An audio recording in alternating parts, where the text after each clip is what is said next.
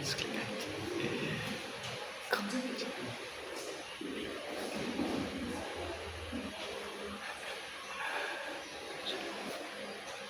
tujuan pembelajaran kita hari ini memahami badan usaha dan peranannya. Yaitu setelah mempelajari materi ini, kalian diharapkan dapat mengidentifikasi dan memahami berbagai jenis badan usaha serta fungsinya dalam perekonomian yang ada di Indonesia ini. Jadi pengertian badan usaha adalah satunya yuridis, teknis, dan ekonomis yang berfungsi sebagai entitas yang menjalankan kegiatan produksi, distribusi, dan pelayanan. Tujuan utama badan usaha adalah untuk mencari laba, namun juga dapat berperan dalam memberikan pelayanan kepada masyarakat. Nah, contoh badan usaha itu meliputi perusahaan dagang, industri, dan jasa. Memahami konsep dasar ini sangat penting bagi kalian untuk menjelaskan peranan badan usaha dalam perekonomian dan dalam kehidupan kalian sehari-hari. Jadi yang dibilangnya Heskia tadi itu cukup benar.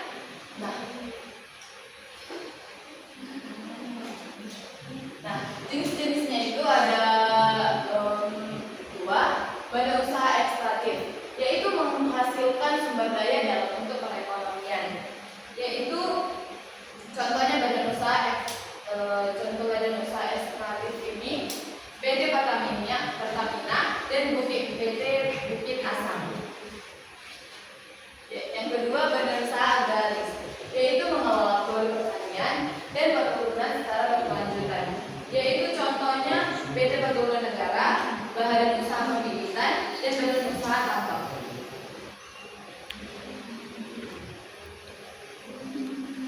Ini lanjutannya jenis badan usaha berdasarkan kegiatan, yaitu badan usaha industri. Badan usaha industri ini berusaha meningkatkan nilai ekonomi barang dengan jalan mengubah bentuknya, yaitu menghasilkan barang melalui proses produksi dengan efisiensi. Contohnya itu badan usaha industrinya PT Kimia Farma.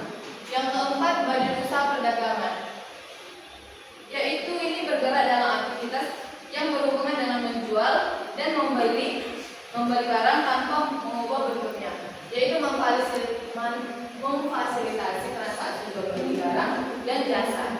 Yaitu contohnya ini ada PT Matahari.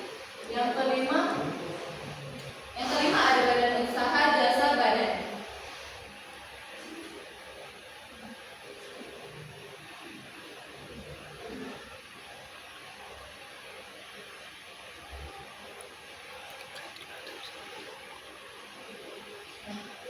Di sini bisa kita lihat jenis badan usaha berdasarkan pemilikan modal, yaitu BUMN. Ada nggak sih yang tahu apa itu kepanjangan BUMN?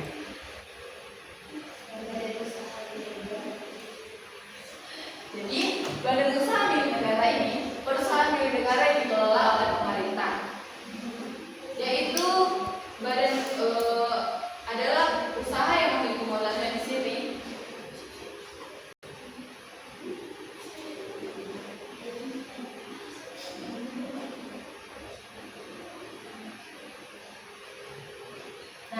Jadi, pengertian dan jenis-jenis dari badan usaha tersebut sudah kita pelajari. Dan tolong kalian hafal karena sebentar lagi kita akan mengadakan diskusi kelompok. Terima kasih.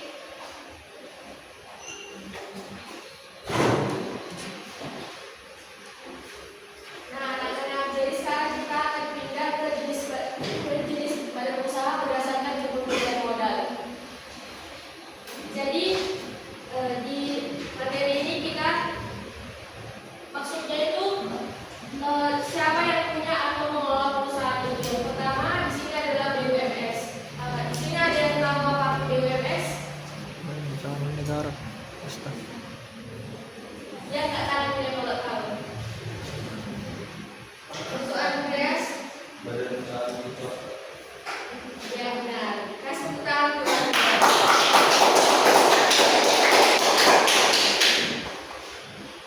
Jadi BUMS ini adalah badan usaha milik swasta. Ini adalah badan usaha yang dimiliki individu atau kelompok swasta. Contohnya toko roti, pabrik baju milik pribadi, atau perusahaan besar seperti Alfamart dan Indofood. BUMS ini yang paling banyak ditemukan dalam kehidupan sehari-hari dibandingkan badan usaha lainnya.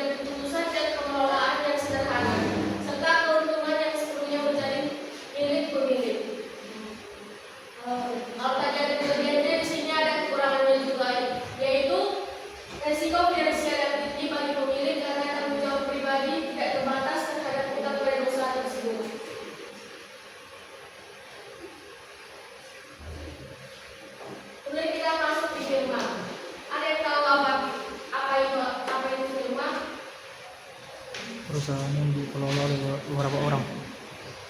Ayo. Ayo.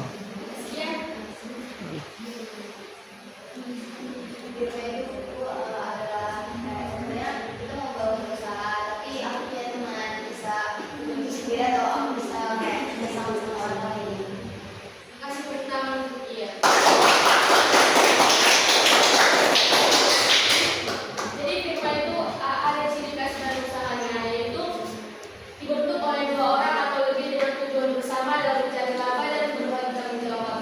Kemudian kelebihan utamanya yaitu termasuk fleksibilitas dalam pengambilan keputusan dan pembagian tugas antara anggota yang dapat meningkatkan efisiensi operasional.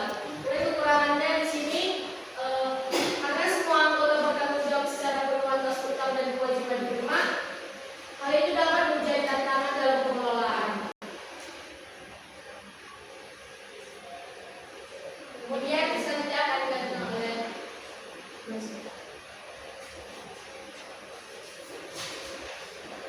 Selamat pagi teman-teman.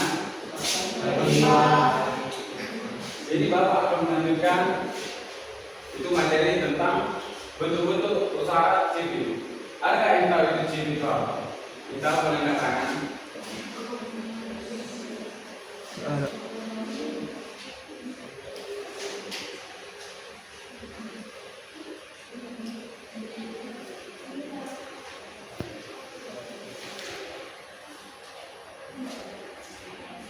Ada yang tahu?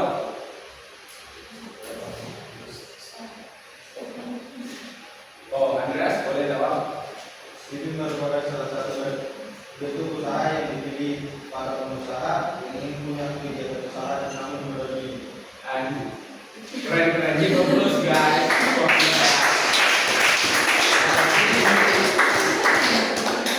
Jadi Bapak akan melanjutkan yaitu kelebihan utama civil. Ada yang mau membaca ini? Kalau harus boleh angkat tangan. Jadi Bapak harus mencoba mengaktifkan para murid-murid sekalian ya. Ada yang mau? Iya, baca ya. Boleh Dwi, silakan baca. Kelebihan utama. Kelebihan civil termasuk fleksibilitas dalam manajemen dan struktur modal yang lebih mudah dibandingkan dengan PT serta pelibatan berbagai investor. Oke, terima kasih Dwi. Ya karena kelebihan utamanya kan bentuk fleksibilitas dalam implementasi struktur modal yang lebih mudah. Sini Bapak akan mencoba menambah apa yang ada di depan ini. Yang pertama itu didirikan minimal 2 orang, di mana 1 orang bertindak sebagai persero, akur, dan satunya lagi sebagai persero pasif. Yang kedua, seorang persero aktif akan bertindak mengurus perseorang sehingga ia akan bertanggung jawab penuh atas segala risiko. Dan yang ketiga terakhir, persero pasif hanya bertindak sebagai sleeping partner di mana dia hanya bertanggung jawab sebesar modal yang ia setor ke dalam CV. Selanjutnya itu adalah kekurangan utama. Jadi Bapak ada yang membacakannya. Kekurangan CV menyebutkan tanggung jawab CV menyebutkan tanggung jawab dia terbatas bagi struktur aktif dan risiko yang lebih tinggi bagi struktur pasif dalam hal kegiatan investasi. Kelemahan Bapak juga akan menambah kelemahannya seperti tadi, di mana satu untuk mendirikan CV lebih rumit karena memulai akta notaris dan didaftarkan ke departemen kehakiman. Yang kedua, status hukum badan usaha CV jarang dipilih oleh pemilik modal atau beberapa proyek besar.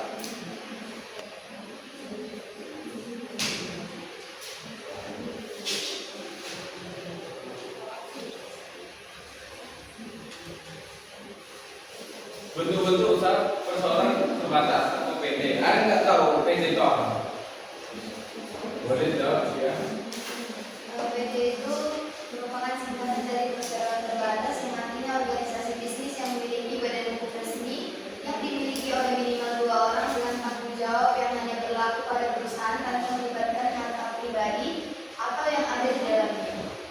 boleh tepuk tangan.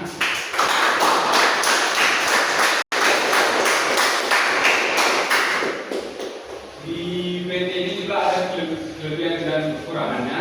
Jadi mana kelebihan itu? PT memiliki kemampuan memperoleh modal lebih mudah melalui penerbitan saham dan menawarkan stabilitas kepada investor dengan batas risiko yang jelas. Ya, Bu.